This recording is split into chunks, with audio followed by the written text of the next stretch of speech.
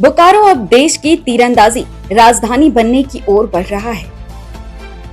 अगस्त महीने में यहां देश भर के नामी तीरंदाजों, ओलंपियों और राष्ट्रीय कोचों का जमावड़ा लगने वाला है। 18 से 27 अगस्त तक बोकारो के मोहन कुमार मंगल स्टेडियम में आयोजित होने जा रहे second NTPC national ranking archery tournament 2026 में करीब 700 तीरंदाज अपनी प्रतिभा का प्रदर्शन करेंगे। राष्ट्रीय स्तर की इस प्रतियोगिता की मेजबानी बोकारो को मिलने से जिले की खेल पहचान को नई मजबूती मिलने की उम्मीद है। देखिए ये रिपोर्ट। बता दें कि देश के सर्वश्रेष्ठ तीरंदाज अंतर्राष्ट्रीय खिलाड़ी ओलंपिया और राष्ट्रीय कोच अगस्त में बोकारो पहुंचेंगे। भारतीय तीरंदाजी संघ ने second NTPC national ranking archery tournament 2026 की मेजबानी बोकारो को सौंपी है। प्रतियोगिता का आयोजन 18 से 27 अगस्त तक मोहन कुमार मंगलम स्टेडियम में किया जाएगा। बोकारो जिला तीरंदाजी संघ की प्रेस वार्ता में जानकारी दी गई कि प्रतियोगिता में देश भर से करीब 700 अंतर्राष्ट्रीय और राष्ट्रीय स्तर के खिलाड़ी हिस्सा लेंगे।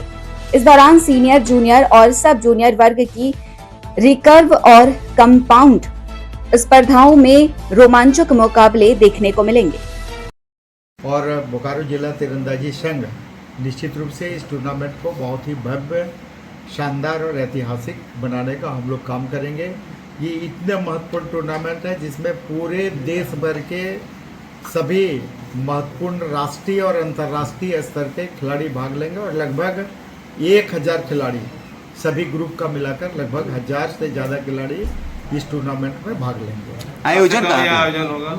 आयोजन 18 अगस्त से लेकर 27 अगस्त तक इसका आयोजन कुमार मंगलम स्टेडियम बोकारो में होना है। व्यवस्था क्या रहेगी प्लेयरों की? व्यवस्था निश्चित रूप से जैसा भारतीय तीरंदाजी संघ और झारखंड तीरंदाजी संघ का गाइडलाइन है, उस गाइडलाइन के अनुसार जो भी पीएसएनआरटी में भाग लेंगे, निश्चित रूप से गाइडलाइन के हिसाब से सारे राष्ट्रीय और अंतर्राष्ट्रीय खिलाड़ियों के लिए संघ काम करेगी। बोकारो के लिए कितने गौरव की बात है? बोकारो के लिए निश्चित रूप से राष्ट्रीय स्तर का इस तरह से रैंकिंग टूर्नामेंट का मिलना और वो अपने आप में एक बहुत बड़ा गौरव है।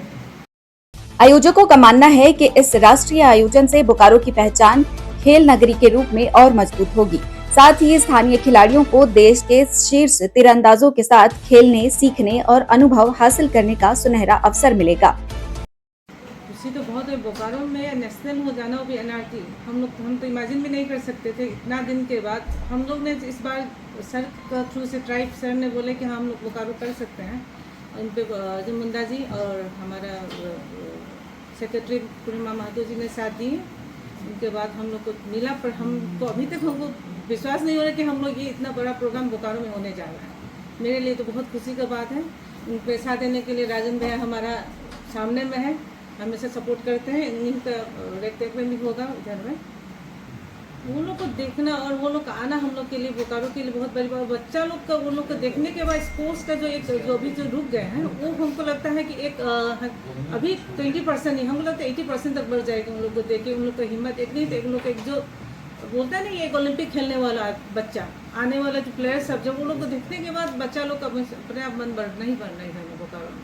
किस तरह के प्लेयर आ रहे हैं? दीपिका तो पहले हम लोग के झारखंड का गौरव, दीपिका जी तो आ ही रही हैं, और प्रेसिडेंट और जितना बेस्ट प्लेयर सब हैं, जो हम लोग अभी ओलंपिक में जितना अभी जो खेलने गए, वर्ल्ड कप में जो मेडल जितना लोग लाए हैं, सब इधर सब आ रहे हैं। प्रतियोगिता को लेकर तैयारियां तेज कर दी गई है।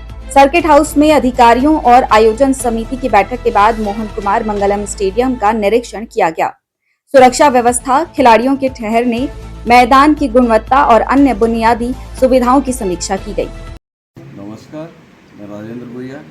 बोकारो में आने का मेरा 2.5 साल हो रहा है यहाँ पे आके। उससे पहले शायद मैंने कभी सुना नहीं था कि कोई बड़ा ऑर्गेनाइज यहाँ पे हुआ है। ये तो फैक्ट है। और ये 2.5 साल में मैंने जाना कि यहाँ का स्पोर्ट्स खेल जो है बड़ा स्तर गिर चुका है। ये हकीकत है। हमें लगता है कि इतना बड़ा टूर्नामेंट ऑर्गेनाइज करने के बाद हो सकता है या होना भी चाहिए कि लोगों का नज़रिया बदल जाए स्पोर्ट्स प्रति और उनमें जागरूकता आ जाए कि भाई हम स्पोर्ट्स पार्टिसिपेट करेंगे। ये बहुत बड़ी बात हो गई है और ये होना ही है।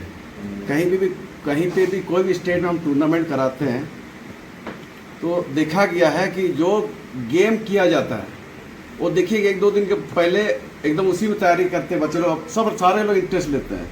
लेकिन ये भी ऐसे ही है, ये स्पोर्ट आर्चरी जैसे कि बहुत महंगा गेम है, सबको करने की बस की बात नहीं है, हकीकत में चलना चाहिए। जो संस्था है उससे करो तो ठीक है, वरना अपना घर से तो करना बहुत मुश्किल है आर्चरी। लेकिन फिर भी आज के डेट में इंडिया में बहुत आर्चरी का संख्या बहुत बढ़ चुकी है, नहीं भी तो कम से कम 10,000 से ऊपर आर्चर हो चुके हैं इंडिया में।